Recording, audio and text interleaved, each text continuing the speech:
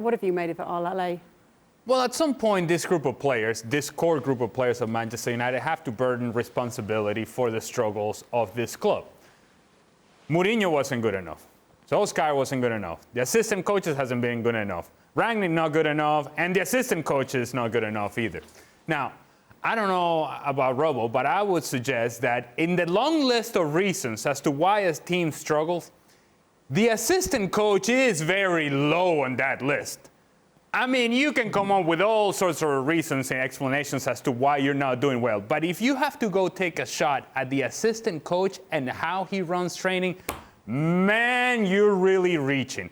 Now, let's just assume for a second and accept the fact that, yes, Chris Armas, when he's out there, he's running an old-fashioned training session that doesn't address your personal needs as a player.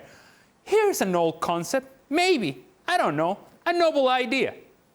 How about you do training on your own after training?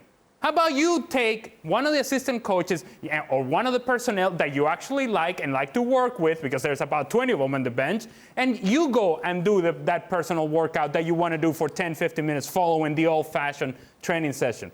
How about you do that? What's stopping you from doing that?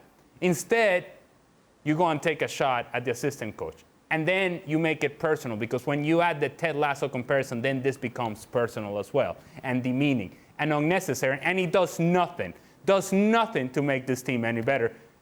Again, when are the players within this locker room actually going to take responsibility for what's actually happening on the field on the weekends? Robbo, do you think that this is going to derail their chances to make the top four, all this outside noise that's going on? Well, it's certainly not going to help. You want a happy camp. You want people doing the right things. And the reason that Rangnick and the criticism from the players has been that they do too many 11 versus 11s. The way that you get tactical game plans across is by doing 11 versus 11. And the reason that they didn't play well under Ole Gunnar Solskjaer is because tactically they weren't good enough. They might have done a lot of individual work, and I'm not sure that was the case with some of the improvement or lack of improvement with the players. But to get the tactical side of the game right, you have to play 11 versus 11.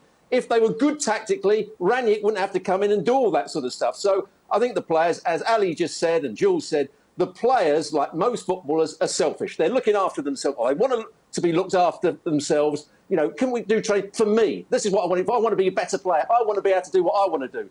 Sometimes you have to do it for the team, and you have to be better tactically. 11 versus 11 is usually the way you do it.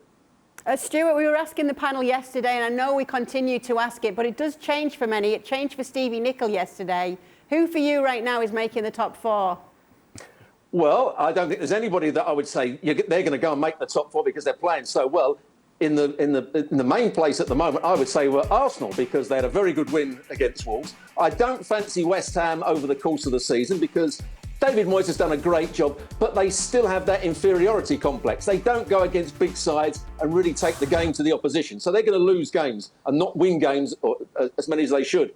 Arsenal are still inconsistent. We saw that in the FA Cup not so long ago, where they were outplayed by Nottingham Forest. But they are in that good position with a couple of games in hand. Spurs, under Conte, I don't think he's got his ideas across. When he was the manager of Juventus, when he was the manager of Inter, when he was the manager of Chelsea the first year, they had the best defensive record in all those seasons. At the moment, it looks like the opposition can score too many goals. We saw that against Brighton. We certainly saw it against Southampton. And then Manchester United, you've just mentioned all the problems they've got tactically, with the manager, with the assistant manager. So nobody's actually throwing the hat into the ring and saying, we're going to be top four. But at the moment, I would say Arsenal just about make it.